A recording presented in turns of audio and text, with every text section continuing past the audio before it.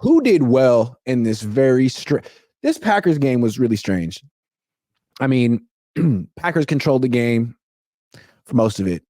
And then they gave it away, or the Niners took it back. It didn't play out like really anyone expected it would, but the Niners won, and the Packers are done. So who played well? Who deserves the most credit from this win? I got a few players. Let's start with the offense, if that's all right with you, sir. Juwan Jennings, I'll allow man. it. You allow it? I'll allow it. Mills Lane. Yeah. I'll allow it. Juwan Jennings, man. I got to give credit to Juwan Jennings. He really stepped up in the absence of Debo.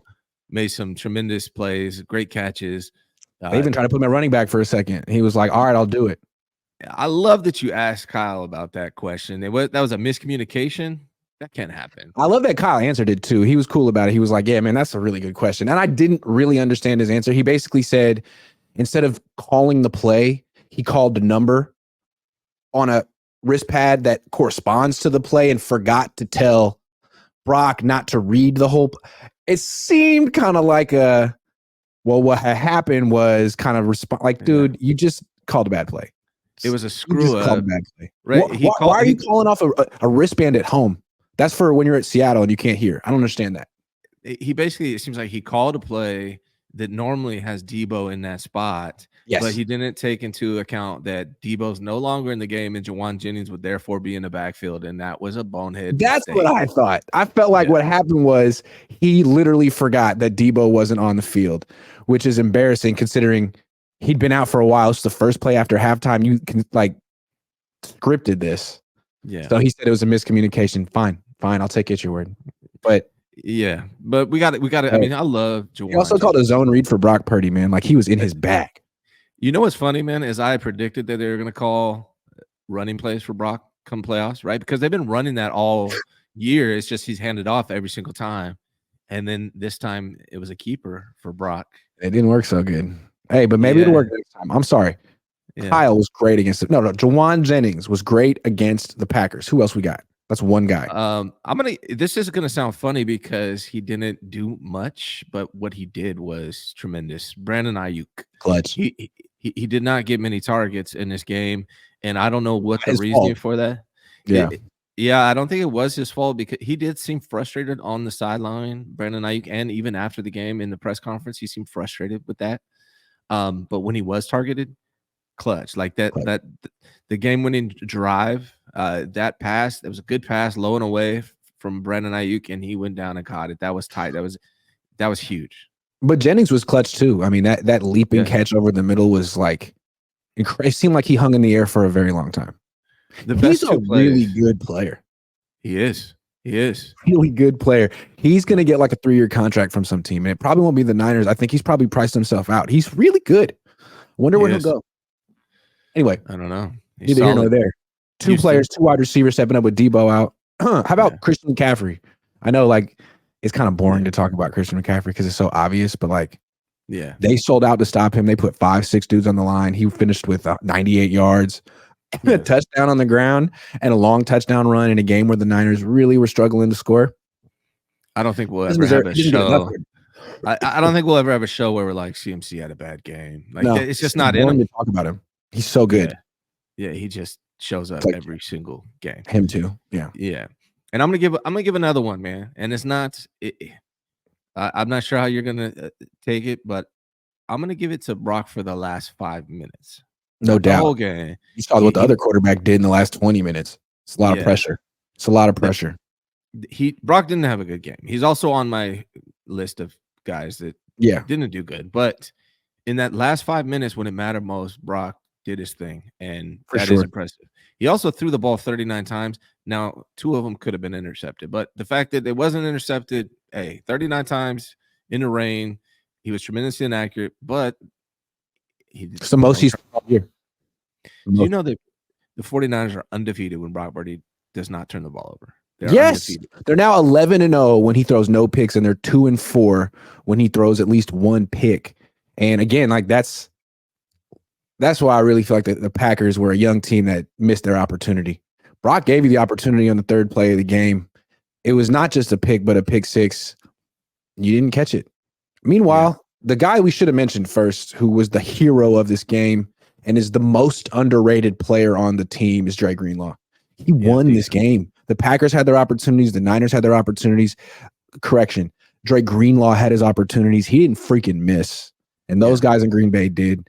Dre Greenlaw has, for a guy who has no accolades, no Pro Bowls, he has some of the most important, iconic moments in this era. Yeah, absolutely. Yeah, and he did it again. Dre Greenlaw, 2 interceptions. And it wasn't just his interceptions, although that was probably the difference of the game. But he made some tremendous hits on dudes and like really made you think twice when you're going up against the Niners. He's that guy that makes you question, your confidence running against the 49ers or playing against the 49ers, because you got to keep your head on a swivel if Dre Greenlaw is out there. Dude, without Dre Greenlaw, that defense is, I have to cover this team, so I'm going to choose my words carefully, but kind of soft. Like he's the violence. He's the thing he's the player that makes you think twice. He's so good. He's underrated. And I want to go on a little tangent about Dre Greenlaw right now because he won the game for them. That second pick won the game, and everyone on the team analyzing spent most of their time talking about how he wouldn't go down. Okay, yeah, he should have went down. But like, I feel like the whole discourse was, there's that Dre Greenlaw, man. He doesn't have the highest football IQ. Sure, he can run and hit, but boy, I mean, it's like, no, dude. Have some respect. He won the game for you. Talk about that. Like, don't give him this backhanded compliment. Oh, that's our little brother Dre. Like, he's good, but you can't really trust him. I don't like it. And there's so much reverence and respect for Fred Warner and Nick Bosa and like 7 or 8 guys in this team. Dre's in that group. He should be in Cabo. Someone get him a ticket. I agree. Because they don't. I agree. Dude, if they ever win a Super Bowl, it's going to be because of Dre Greenlaw, man. He needs to be at every Cabo. He needs to be at every freaking vacation. He's so important. He's the clutch guy. If you don't have Dre Greenlaw against the Seattle, and when he stops them at the half-inch line, they don't win the division. They don't win that, right? If you don't have Dre Greenlaw in this last game, they don't win the game. No. That's how important Dre Greenlaw is, and people do need to acknowledge it. I want to give you, though, another. This was the Dre Greenlaw game. Remember, sorry, I keep cutting you off. I'm just so super excited about Dre Greenlaw. Remember the last game at Candlestick, how it was the Navarre Bowman game and he had that pick? Yeah. Greenlaw's putting himself in that Bowman category. I don't know. I think he's super underrated. And he has moments like Bowman had. Bowman had moments. They're similar, man. Bowman was also that guy that would. He broke up that past NFC Championship game going to Roddy White. Yep. I was there. Yeah. Yep. He was that guy. Yep. Yeah. And he was kind of overshadowed because he wasn't Patrick Willis. But then people were like, is he almost as good or better sometimes? Maybe. It's the same thing you got with Greenlaw and Warner. Yeah. Oh, yeah. Let me give you, though, a Dre Greenlaw Jr., man. Diamador Lenore. Oh, yeah. Dude, when did this dude become like the second most physical player on the defense? Love him. He is, man. He lit that. I don't know who that was. I can't remember, but he lit that guy up. He did the same thing against the Eagles. He is the second most physical player on this 49ers defense, man. Like, at least from a hitting standpoint. I want to give Brandon Ayuk credit for the development of Diamador Lenore. Those two have been going at it for years in practice. And Brandon Ayuk is just not the nicest guy. He's kind of a jerk in a good way. And he just he's kind of a jerk. And you can see it, the way he carries himself. Like, as a competitor, he's not going to go easy on Diamador Lenore. He's going to whoop you and tell you about it in the locker room.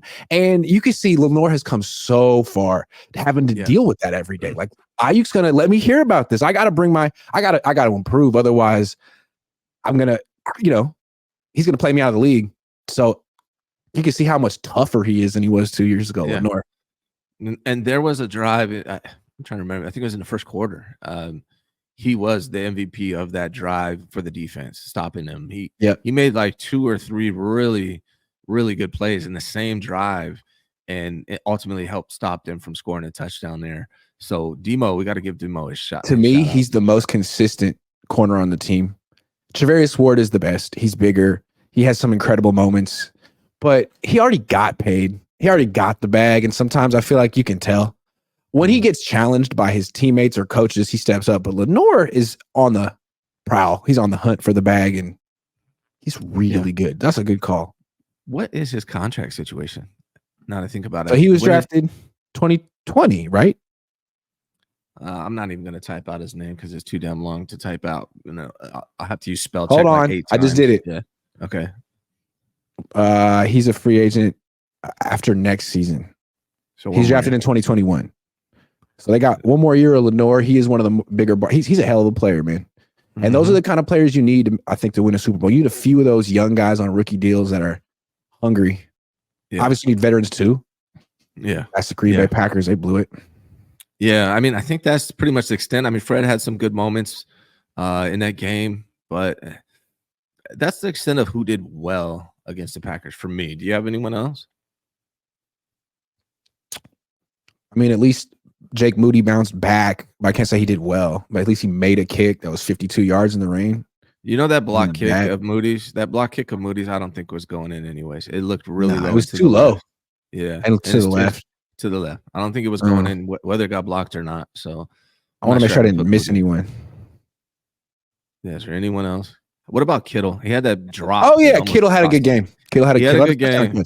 Yeah. But that third down drop almost could have cost them the game. But other than that, that's true. It was a big deal. He had a good game. Terrible outfit afterward. And I felt bad because I said something about his wife. I was like, shouldn't she have told you not to wear that? But she was wearing it too. They had matching outfits. Oh, man. Had I known that, I wouldn't have said anything. But at the same time, I never like it when like couples wear the same outfit. It's like on Halloween, it's like, yeah, cool. Sometimes we'll do it to be petty, the wife and I, like just to piss off. We're a little petty. Sometimes we like. Now that you know that it annoys me, you're gonna do it. Yeah, we might do that too. Maybe I think I shouldn't take issue with that. If it makes them happy, it makes them happy. Yeah, Kittle's really cute. Why would I even take an issue with that? Sorry. I don't know, man. I don't know. It's any of me.